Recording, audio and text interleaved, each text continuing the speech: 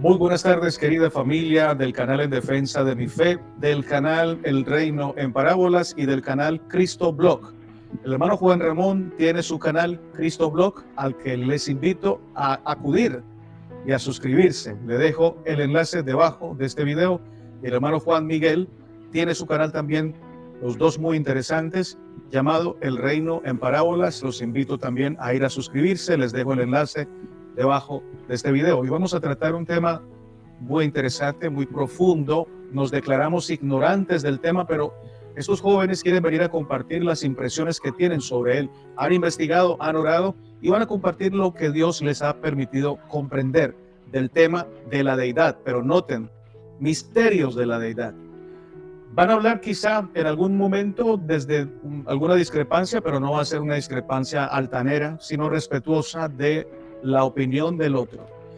Antes de comenzar, les digo que el hermano Juan Ramón ha escrito su segundo libro. Vamos a mostrarlo acá en pantalla. Bien, entonces, antes de comenzar el diálogo respetuoso de dos puntos diferentes sobre la deidad, voy a volver a mostrar el libro de nuestro hermano Juan Ramón y a pedirle que nos hable en un minuto sobre su libro, dónde lo pueden encontrar los hermanos, de qué trata. Lo que pueda decir de lo que trata, no tiene que dar todo el spoiler. Ahí está. Ok, gracias.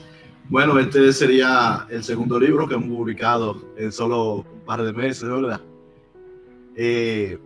Como ven, el título es Dios no perdona, y el título básicamente tiene que ver un poco con el tema que estamos hablando hoy. Bien. Comienza el libro indagando sobre lo que es la deidad, o lo que son las deidades, para irnos llevando poco a poco hacia el concepto luego del perdón del que nos habla Jesús. O sea, el objetivo, después de explicar muchas cosas sobre las deidades, sobre el Dios judeo-cristiano, sobre la concepción de los dioses en general, sobre la idea que se tenía de Dios en el pasado, es llevarnos luego a comparar todo eso con las enseñanzas de Jesús y ver qué significa el perdón desde el punto de vista de lo que he llegado a entender a través de Jesucristo. Entonces, yo sé que está muy interesante, es una visión, digamos, no convencional de las cosas. Yo siempre digo, si fuera convencional lo que vamos a decir, ¿para qué escribir un libro? ¿Cierto? Para decir lo mismo que todos ya han dicho, sino que efectivamente ellos van a encontrar cosas no convencionales, pero muy interesante, punto de vista muy interesante, bien desarrollado. Me parece que está bien desarrollado. Y nada, lo pueden conseguir en la tienda de Amazon. Pueden ir directamente a Amazon y escribir el nombre Dios no perdona por Juan Ramón Castro. Muchas gracias. Ya saben, los que quieran encontrar el libro, vayan a Amazon con el título Dios no perdona y el nombre Juan Ramón. ¿Apellido? Castro, Juan Ramón Castro, sí, señor. El tema de la deidad, ¿cómo lo ves? ¿Algo fácil? Mira, he escuchado gente que dice, no, yo no entiendo cómo no comprenden ese tema, que es facilísimo. Dios es 3 en 1. Y otro dice, pero es fácil, Dios es uno solo y no hay 3 en 1. ¿Tú cómo lo ves? Yo pienso que no es un tema fácil, porque la verdad es que no estamos hablando de otro ser humano, sino que estamos hablando de lo que es la fuente celestial, o sea, el origen. Estamos hablando de nuestros padres. Entonces, es un tema difícil porque a pesar de que... Acércate el micrófono un poquito más, Juan Miguel, por favor. Ahí. A pesar de que nosotros somos seres humanos, nosotros tenemos un conocimiento tal vez un poco corto. Y digo corto porque en otras ocasiones he dicho que lo que es la Biblia no es suficiente para poder demostrar una o la otra cosa. Al final, cada una de las cosas que nosotros decimos y que a veces tenemos como base, a veces quedan como opiniones, porque realmente nosotros como seres humanos no podríamos llegar a comprender al 100% lo que es nuestro creador. Porque imagínense, tenemos años luz, por ejemplo, para conocer una estrella, por ejemplo. O sea, ni siquiera la hemos palpado, no la hemos tocado, no sabemos cómo es, de qué está hecha.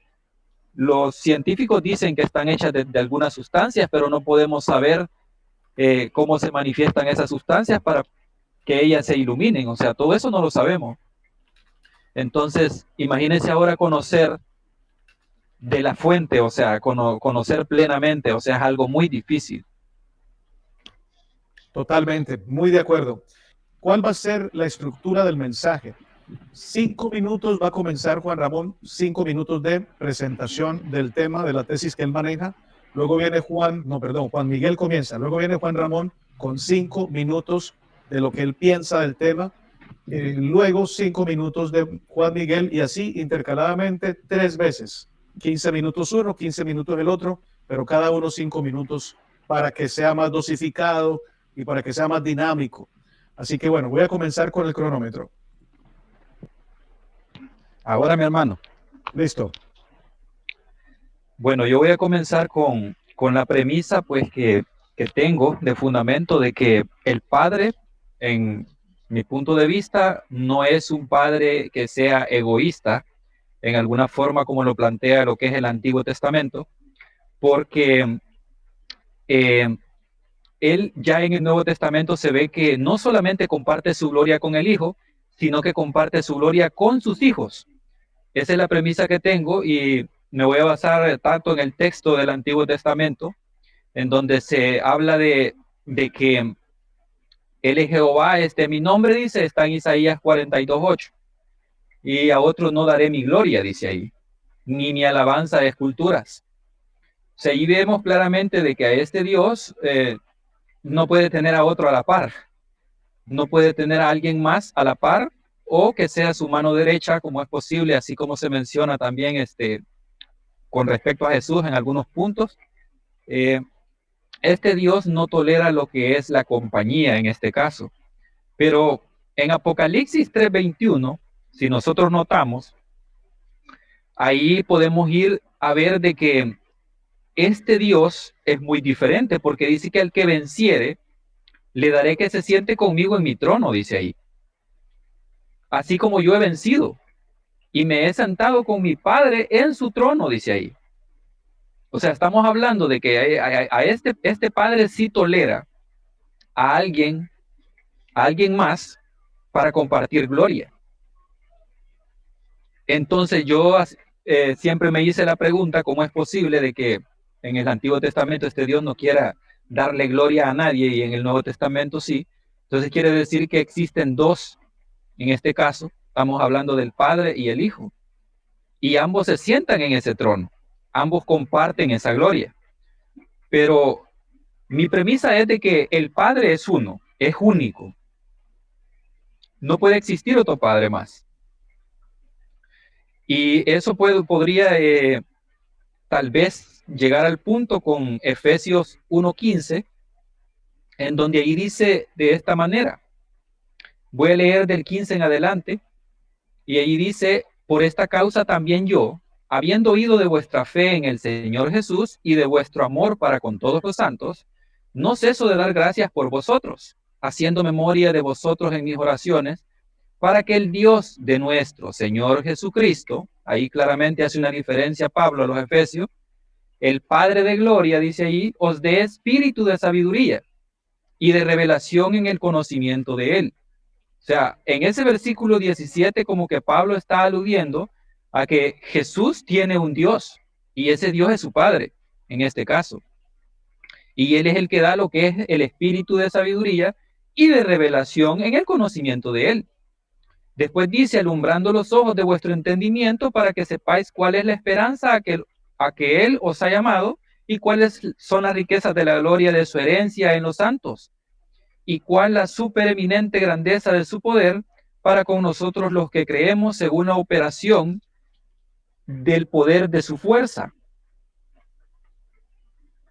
Luego en el 20 dice, la cual operó en Cristo, hablando de que el que opera ahí es el Padre, resucitándole de los muertos, dice aquí, sentándole a su diestra en los lugares celestiales, sobre todo principado y autoridad y poder y señorío, y sobre todo nombre que se nombra, dice, no solo en este siglo, sino también en el venidero, y sometió todas las cosas bajo sus pies. O sea, estamos hablando de que hay alguien que le sometió todo esto, y también le da autoridad a Jesús en este caso. Y después dice, y sometió todas las cosas bajo sus pies y lo dio por cabeza sobre todas las cosas a la iglesia, la cual es su cuerpo, la plenitud de aquel que todo lo llena en todo. Ese aquel literalmente viene a ser el Padre, el cual es el que llena todo lo que conocemos. Y para finalizar, los primeros 5 minutos, está en Efesios 2:4 la otra cita que conviene leerla, dice, pero Dios, que es rico en misericordia, por su gran amor con que nos amó, aun estando nosotros muertos en pecados, nos dio vida juntamente con Cristo, dice aquí, por gracia sois salvos, y juntamente con Él nos resucitó. Y asimismo nos hizo sentar en los lugares celestiales con Cristo Jesús. Clara diferencia. Y después dice, para mostrar en los siglos venideros las abundantes riquezas de su gracia en su bondad para con nosotros en Cristo Jesús, dice ahí. Amén, amén. Muchas gracias. Una vez terminada esta primera sección o primera participación de Juan Miguel, vamos con Juan Ramón con 5 minutos. Me dice cuándo comienzo a contar, mi hermanazo. ¿Sí podemos empezar? ¿Listo? Gracias. Bueno, lo primero que quiero decir es sobre lo que la idea de deidad o de la idea de Dios. La idea de Dios, entiendo que se refiere a la concepción de parte del ser humano de que hay seres que le son superiores y que de alguna manera intervienen en las cosas del ser humano. Lo digo, lo puedo decir incluso de manera plural, los dioses. Bien, todas las culturas del mundo antiguo desarrollaron su propia visión de los dioses. Y eso es porque la idea de Dios es una idea que yo digo que es relacional. Es decir, ¿qué es lo que hace que un Dios sea Dios? La relación que el hombre cree que tiene con ese ser. En tanto ese ser o ese objeto es mayor en poder, en honra o en dignidad que el ser humano, es decir, que el conjunto incluso de los seres humanos. Eso es lo que define a alguien como Dios. Por lo tanto, para que haya Dios, primero tiene que haber ser humano. ¿Qué quiero decir? Existen las cosas y existe luego cómo nosotros las nombramos, cómo nosotros las armamos en nuestra mente.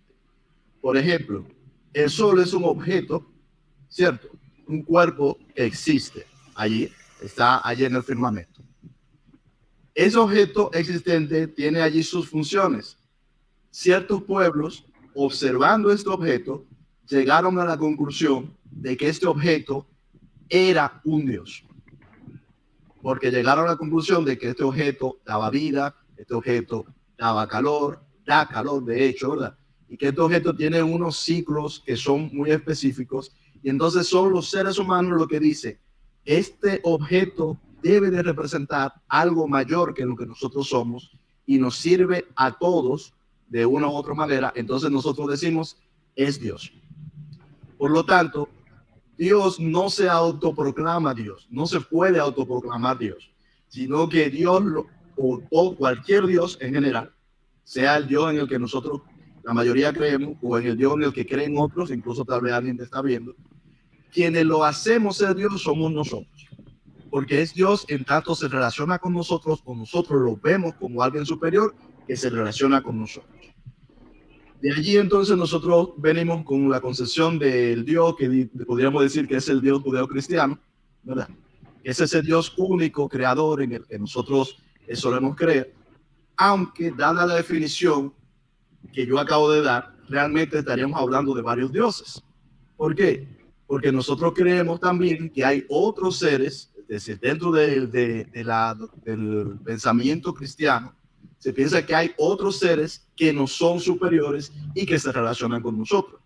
Dentro de esa definición, si la englobamos y la asimilamos a otros pueblos, entonces también serían dioses. O sea, por ejemplo, Satanás sería, comparándolo con otra cultura, como un dios o como un semidios. Para algunos cristianos, dependiendo de la manera que vean a Jesucristo, lo podríamos ver también como un Dios o como un semidios, dependiendo de cómo lo vea cada uno. Entonces, el Dios al que nosotros solemos referirnos es un Dios incognoscible, es decir, es un Dios al que nosotros decimos que no podemos conocer en sí mismo, en su esencia. De manera que solamente si fuésemos a conocer algo de Él, conoceríamos una parte de cómo Él se nos presenta o cosas que nos hablan de Él. En el caso del cristianismo, obviamente, ya no del judaísmo, sino del cristianismo, nosotros entendemos en mayoría que como se nos presenta o como llegamos a saber de manera cierta de ese Dios es a través de Jesús. ¿Y qué quiero decir con esto? Nosotros no conocemos a Dios. O sea, ese Dios incognoscible no lo conocemos y no lo podemos conocer porque es incognoscible. O sea, está más allá de la capacidad que nosotros tenemos de conocer y de comprender. Sin embargo, hay una parte de ese Dios, desde mi punto de vista, que es Jesús. Es decir, hay una forma como Dios se manifiesta a los hombres, que es en la carne, que es Jesús, que a Él sí le podemos conocer y, por ejemplo, le podemos dar un nombre propio, Jesús. A Dios no le podemos dar un nombre propio, aunque muchos lo tienen como propio, porque estamos hablando de una categoría, no de un ser. Cuando decimos Dios es una categoría, no un ser. Pero Jesús es una persona específica y podemos decir, a este sí lo conocemos. Tiempo. Muy bien, muchas gracias. Pueden terminar la idea. Si le falta un poquito, me dicen, dame 10 segundos y se los doy. ¿Necesitas más tiempito? Voy a tratar de respetar por ahora. Es por ahora. En el futuro. Bueno, vamos para la segunda tanda de Juan Miguel. Juan Miguel, cuando me digas. Ahora, mi hermano. Bueno, siguiendo con la misma línea de lo que vengo hablando con respecto a lo que es el Padre, tomando en consideración pues que Él viene a ser el único. Lo interesante de este punto de vista que tengo es que este Dios al final viene a manifestar todo en una sola persona y este es Jesús.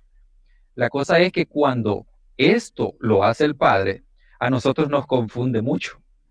Porque incluso yo, a veces las personas me preguntan, ¿y cómo le llamo a Jesús? ¿Le llamo Dios? ¿Le llamo profeta? ¿Le llamo cómo? Entonces muchas me dicen que le llaman Dios, otros me dicen que le llaman profeta, otros, la cosa es que cada uno le da una concepción diferente a Jesús. Y tomando las palabras del hermano Juan Ramón, en donde él dice pues que a él sí lo podemos conocer, en este caso a Jesús, pero yo pienso que ni aún a él se le puede conocer en el sentido de que no tenemos quizás toda la información con respecto a él, porque los evangelios no alcanzan en ese sentido para poder hablar de lo que es la vida plena de él. Pero hay algunas cosas pues que plantean lo que son los escritos de cada uno de los evangelios y también de los demás, de las demás cartas de Pablo, ¿verdad? Y se puede conocer un poco en ese sentido. Y siguiendo la línea de los textos que venía citando, hay uno donde se menciona algo bien interesante. Está Juan capítulo 6, versículo 44, en donde dice, ninguno puede venir a mí, hablando Jesús, si el Padre que me envió no le trajere, y yo le resucitaré en el día postrero. Lo interesante aquí es que aquí Jesús toma la imagen del Padre como alguien que es el guía para que vayan hacia él mismo, o sea, Jesús. Y lo interesante también es que este Jesús tiene el poder para resucitar personas, al igual como lo haría el Padre. O sea que tiene un poder parecido al de un Dios. Entonces cualquiera podría venir y decirme a mí que Jesús es un Dios en este sentido. Pero una cosa es que alguien más que es superior a él le dé poder para poder hacer estas cosas o obtener ese poder por medio del Espíritu. Esa es otra cosa. Luego en Mateo 17:5 hay otra cosa interesante que tengo que recalcar y dice que mientras él aún hablaba, una nube de luz los cubrió. O sea, creo que Pedro el que estaba ahí, y aquí una voz desde la nube que decía, este es mi Hijo amado en quien tengo complacencia, a él escuchad. Extrañamente este Dios incluso acepta que otro dé un mensaje que él no va a dar, sino que lo va a dar otra persona, y en este caso sería Jesús, a quien ahora el mundo cristiano debería de escuchar o debería de seguir escuchando. Entonces, teniendo en cuenta estos dos textos, voy a citar uno más para ir cerrando la idea de estos otros 5 minutos, en donde dice en Juan 14:1, no se turbe vuestro corazón, creéis en Dios, creed también en mí. O sea, Jesús siempre hace la diferencia en ese sentido. Y luego dice, en la casa de mi Padre muchas moradas hay. O sea, si realmente Él fuera el Padre directamente, o sea, Dios mismo, no diría esas cosas. No hablaría de otra persona en este caso, sino que hablaría directamente en primera persona, pero no lo hace extrañamente. Y después dice, si así no fuera, yo os lo hubiera dicho, voy pues a preparar lugar para vosotros, y si me fuere y os prepararé el lugar, vendré otra vez y os tomaré a mí mismo, para que donde yo estoy, vosotros también estéis. En este caso, donde está hablando Jesús, yo podría incluso enlazar con el texto que leí de Apocalipsis 3:20, en donde dice que no solamente el Hijo se va a sentar en gloria con el Padre, sino que también sus hijos. Incluso Pablo creo que lo menciona en sus cartas, en donde las personas que se llegan a Cristo pues están sentadas en lugares celestiales, juntamente con Él, o sea que comparten también su gloria. Y luego sigue diciendo, y sabéis a dónde voy, dice, y sabéis el camino. Le dijo Tomás, Señor, no sabemos a dónde vas. ¿Cómo pues podemos saber el camino? Y Jesús viene y le dice, yo soy el camino, la verdad y la vida. Nadie viene al Padre sino por mí. Aquí finaliza la idea, solamente unos segunditos. Termina.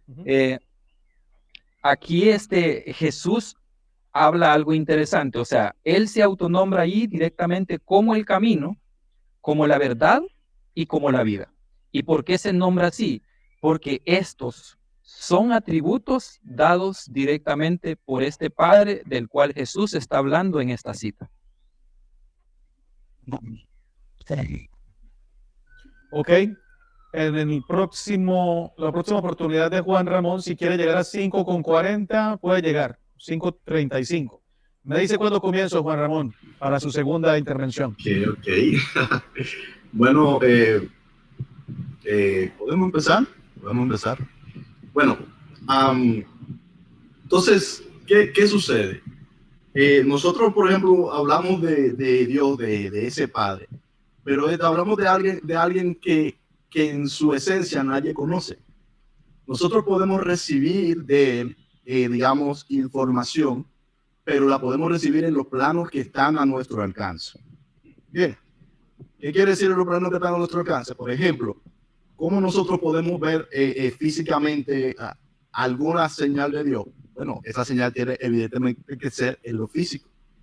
¿Y cómo podemos percibir a Dios por una señal en espiritual? Bueno, pues tiene que ser justamente espiritual. Entonces nosotros podemos percibir a Dios de manera espiritual porque Él se manifiesta en lo espiritual. Y aunque la palabra sabemos que dice que Él es el espíritu, realmente yo no creo que Él sea espíritu como su totalidad, sino que Él se manifiesta en el espíritu. Y creo también que Él no es carne, sino que se manifiesta en la carne, esto en Jesús. Y así es como podemos ver su gloria, así es como podemos percibirle por medio de los sentidos. Los que le percibieron que dan obviamente el testimonio. Entonces, los apóstoles de Jesús, yo observo que ellos tenían una gran confusión porque ellos se daban cuenta de que en Jesús estaba la plenitud de la deidad, como dice Pablo, pero al mismo tiempo se daba cuenta de que este era un hombre que estaba delante de ellos. Y lo podemos ver en algunos textos, por ejemplo, como en Juan 1, cuando dice en el principio era el verbo y el verbo era con Dios y el verbo era Dios. Este era el principio con Dios, todas las cosas por él fueron hechas y sin él nada de lo que ha hecho fue hecho. Y en él estaba la vida y la vida es la luz de los hombres, etcétera. Ya ustedes seguramente muchos lo han visto. En esos textos nosotros vemos cómo el discípulo trata de combinar que Jesús es Dios, pero que Dios estaba con Dios, algo que se le hace difícil de explicar, digámoslo así. Pero también vemos cómo se sustituye, por ejemplo, en el capítulo 3 de Zacarías, que nos dice: me mostró el sumo sacerdote Josué, el cual estaba delante del ángel de Jehová, y Satanás estaba a su mano derecha para acusarle. Y dijo Jehová a Satanás: Jehová te reprenda, oh Satanás. Jehová, que ha escogido a Jerusalén, te reprenda. ¿No es este un tizón arrebatado del incendio? Y Josué estaba vestido de vestiduras viles y estaba delante del ángel. Y habló el ángel y mandó a los que estaban delante de él diciendo: quitadle las vestiduras viles. Y a él dijo: mira que he quitado el pecado de ti. ¿Por qué cito esto? Porque fíjense que dice que estaba el ángel de Jehová, pero después dice que es Jehová. O sea, dice que va a hablar el ángel de Jehová, después dice que es Jehová. Después dice que ese Jehová le dice que le quiten las vestiduras viles y dice que a él le quitó el pecado. Yo me pregunto, ¿quién es que quita el pecado? ¿Quién es que te cambia las vestiduras? De las que habla Pablo cuando dice que se cambian las vestiduras. Bueno, en el Nuevo Testamento podemos ver que eso se refiere a Jesús. En el siguiente capítulo, en Zacarías, nos habla de una piedra con 7 ojos. Y nos dice que esa piedra con 7 ojos era la misma que estaba delante. Es decir, la misma piedra con 7 ojos representa a ese mismo ángel de Jehová, que luego nos dice que es Jehová. Entonces, cuando vamos a Apocalipsis, ¿qué nos revela Juan en Apocalipsis? Que esa piedra con 7 ojos es Jesús. Y que los 7 ojos dice que son los 7 espíritus de Dios.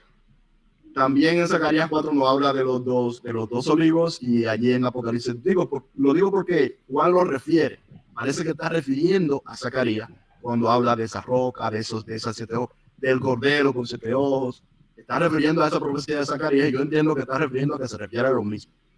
También nosotros podemos ver algo de eso en Apocalipsis, en este caso 21, cuando dice: y vi, hablando de la ciudad, y vi que en ella un templo, porque el Señor Dios Todopoderoso es el templo en ella y el Cordero. O sea, el Dios Todopoderoso es el templo de ella y el Cordero. O sea, sabemos que el Cordero es Jesús. Entonces, el Dios Todopoderoso es el templo y es el Cordero. La ciudad no tiene necesidad de sol ni de luna que brillen en ella, porque la gloria de Dios la ilumina y el Cordero es su lumbrera. ¿Por qué cito esto? Porque aquí yo creo que se ve de nuevo la misma cosa, pues se comienza a confundir la imagen de ese Dios con la imagen de ese Cordero, es decir, de Jesús. Y yo creo que los apóstoles tenían una confusión en cómo expresar que Jesús, de hecho, es Dios. Ahí termino.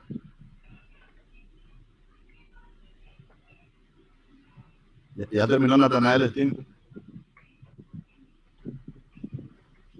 No, yo te digo tiempo cuando lo terminen, porque como te vamos a dar hasta 5:40 más o menos. Ok. Bueno, pues la cosa es que yo observo eso, que los apóstoles sí tratan de explicar esto de diferentes maneras, pero que en su palabra es difícil de explicar, y que Jesús no se molesta en tratar de explicarlo con tanto detalle. Él dice: si me has visto a mí, has visto al Padre, si él lo dice. Pero no se molesta en tratar de explicar la profundidad filosófica de que, de hecho, cuando lo ven a él, están viendo a Dios en todo el sentido, sino que habla del Padre como la fuente, porque evidentemente Dios no está todo contenido en un cuerpo, pero es como mi mano. O sea, mi mano no soy yo, pero sí soy yo. ¿Se entiende? Es como esta imagen en la cámara. Ustedes están viendo, por ejemplo, ustedes, Natanael, me están viendo ahí en su pantalla. Yo no soy una pantalla. Sin embargo, usted me está viendo a mí hablando ahí. Ese es un medio que yo utilizo para comunicarme. Y en un sentido, sigo siendo yo. Tiempo, entonces. Muchas gracias. Muy amable. Juan Miguel, vamos a tu tercera participación. Me dices cuándo comienzo. Empecemos, pues, hermano.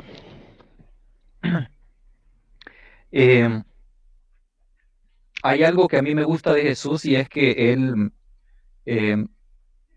ni el Padre, en este caso, digamos que le piden al ser humano adoración. Y a mí me encanta eso porque este Dios, o este eterno, como le llamo yo, es un Dios que no le importa ser adorado, sino lo que a él le encanta es que le amen. ¿Y por qué? Porque Él es bueno. ¿Y por qué sabemos eso? Porque Jesús dice que es bueno. Entonces, cuando nosotros nos enfrentamos a un texto de la Biblia para poder ver cómo es que es ese Dios al que nosotros queremos conocer, queremos adorar, nos enfrentamos a ideas que otros personajes tuvieron dentro de la Biblia. O sea, no nos estamos enfrentando a, digamos, a un texto que Jesús realmente haya escrito para poder mostrarnos cómo es el Padre. Si tuviéramos un texto así, literal, en donde Jesús lo haya escrito y que tengamos una buena autoridad para decir esto lo escribió Jesús, sería una gran cosa. Pero es interesante de que él no escribió absolutamente nada. Lo único que escribió fue aquella vez en el suelo, pero no sabemos qué fue lo que escribió ahí. Hay muchos que argumentan que escribió de una cosa o la otra, pero realmente no lo sabemos. ¿Qué fue lo que escribió Jesús? Entonces, a raíz de esto, nosotros nos podemos hacer de la idea de muchas cosas. Por ejemplo, nosotros tenemos varias ideas con respecto a Dios. Algunos dicen que es trino, otros dicen que es un Dios o un triunitario, creo que le llaman a los otros. La cosa es que hay diferencias en este caso y hay debates con respecto a eso. Yo no quise que esto fuera un debate, porque realmente cuando uno entra en un debate es porque está realmente seguro de lo que está diciendo y tiene una base fundamental para poder demostrar que aquello es cierto y por ende va a tener que refutar a la otra persona con lo que él tenga de base. Entonces, yo por eso es que me centré en que fuera un conversatorio de esto para que podamos expresar nuestras ideas, porque eso es lo que son ideas, no son fundamentos, son ideas que tenemos de ese Dios al que nosotros queremos adorar, al fin de cuentas. Y son ideas que nos prestan estos autores en los evangelios y en otros libros o cartas. Entonces, yo me voy a centrar siempre en la idea que llevaba, en donde Jesús prácticamente le entrega todo el poder al Padre en Juan 14:28, y él dice en ese texto, no lo voy a leer todo, ahí dice que el Padre es mayor que él. O sea, él acepta que el Padre es mayor que él en ese texto. Y hay otros textos en donde él afirma que posiblemente no. O sea, como que hay realmente, tal vez del escritor, una confusión, más no en Jesús, no la pudo haber habido en Jesús, pero sí en el escritor. ¿Y por qué? Porque había confusión en ese sentido. ¿Y por qué había confusión? Yo creo que la confusión es buena porque al final somos seres humanos queriendo comprender a nuestro Creador. Entonces la confusión viene a ser buena porque eso nos lleva a querer conocerlo a Él en varios sentidos. Del lado bueno, claro, ¿verdad? Y luego Él dice en Juan 6:39, y esta es la voluntad del Padre, el que me envió, dice que de todo lo que me diere no pierda yo nada, sino que lo resucite en el día postrero, dice, y esta es la voluntad del que me ha enviado, que todo aquel que ve al Hijo y cree en Él, dice, tenga vida eterna, y yo lo resucitaré en el día postrero. O sea, nuevamente Jesús viene a decir, esta es la voluntad de aquel que es más grande que yo. O sea, como que no se autoendiosa en este sentido, sino que lo que hace es mostrar respeto a alguien que es más superior que él en este caso. Y para ir cerrando la idea, en varias ocasiones nosotros hemos querido demostrar quién es el Padre. Si es Jesús, si es ¿cómo se llama? Si es el Padre directamente. Incluso en lo que creen en la Trinidad, le llaman Dios también al Espíritu Santo. Pero en realidad lo que al final importa es cuál relación es la que tú tienes con ese Dios al cual quieres manifestar, o cómo le llamas.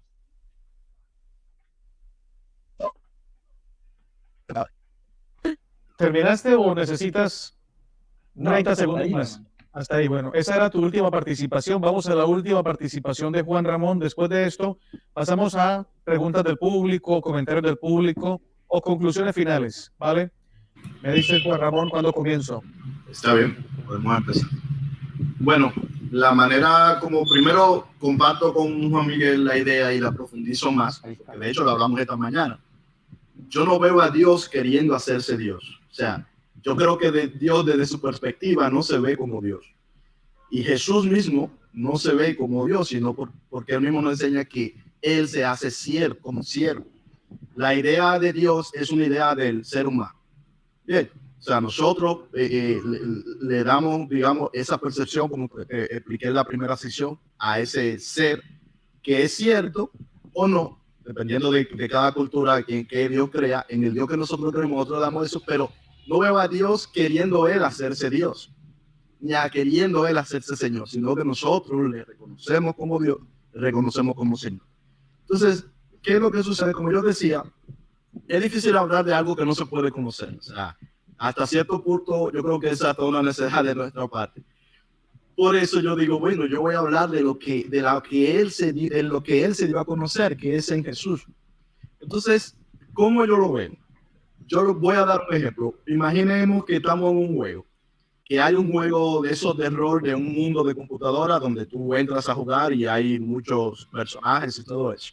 Pero resulta que el ingeniero que hizo el juego, el que tiene toda la potestad sobre el juego, que tiene el código, que tiene las puertas traseras del juego, decide crear un personaje en el juego para él entrar y jugar en aquel juego.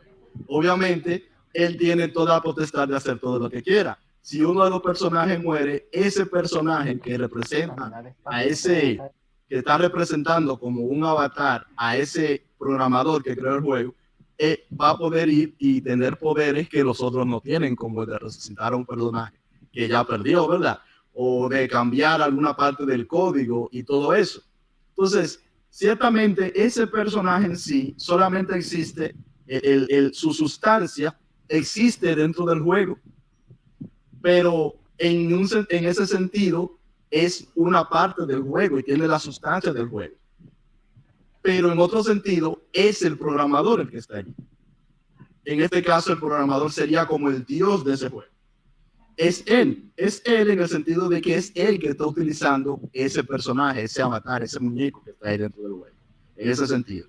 Y así es como yo veo la cuestión de Jesús, es decir, yo veo que Dios dijo, voy a crearme como si fueras, paralelizándolo con el juego, ¿verdad? Para que no entendamos. Me voy a crear un personaje que funciona dentro de este mundo, que está hecho de la sustancia de este mundo, pero este personaje lo manejo yo. Y este personaje soy yo dentro de ese mundo. Obviamente, dentro de ese mundo está limitado, digamos, por algunas de las características de ese mundo, pero al mismo tiempo sus limitaciones son mucho menores que las de los demás, porque tiene acceso al código, tiene acceso a todo y puede hacer lo que quiera con ese mundo. Bien, en este caso Jesús, Dios representado en Jesús, en digamos, en esta especie como de avatar de Dios, ¿verdad? Viene con planes de bien para lo que estamos en este mundo. Evidentemente esto no es un juego. Hago el paralelismo solamente para que se entienda, ¿verdad? No estamos en un juego ni nada de eso, estamos en un mundo real, pero evidentemente Dios pertenece, no está contenido en nuestro mundo, sino que viene de fuera de nuestro mundo y se manifiesta en nuestro mundo. Yo creo que se manifiesta por Jesús, se manifiesta por el Espíritu, que era lo que decía hace un momentito. Y en esa manifestación viene para procurarnos el bien, para hacernos el bien, para guiarnos al bien, no para obligarnos al bien, no para forzarnos al bien, sino para enseñarnos cuál es el camino, cuál es el camino al bien, cuál es la puerta al bien y cuál es la luz por la que debemos de guiarnos para ese bien. Y lo hace a través de ese, digamos, de esa representación hecha de la sustancia de este mundo, pero que está manejando él. O sea, en ese sentido es que es él. En ese sentido es que yo creo que Jesús es Dios. Así como si estuviésemos jugando un juego y está mi personaje ahí, tú dirías, este es Juan Ramón. Podrías decirlo, aunque incluso le pongamos un nombre y le pongamos Papá 33, ¿verdad? Bueno, pero en realidad ese es el creador del juego, si fui yo que creé el juego, el que está actuando ahí. Esa es más o menos la idea de cómo, hasta el día de hoy yo lo he podido entender, y digo hasta el día de hoy porque sabemos que, ¿verdad? Nos falta mucho por entender todavía. Gracias. Muy bueno, excelente. Qué diálogo tan respetuoso, tan amable. Hemos terminado ya las partes que teníamos concretadas tener. Muy bien, hemos llegado al final, muchachos, ha sido de mucho provecho. Han dicho ustedes cosas muy buenas, algunas no estoy de acuerdo, otras sí digo, wow, profundo, muy interesante ese punto de vista, gracias. Siempre aprendo con ustedes, muchachos, les mando un abrazo. Palabras finales de cada uno.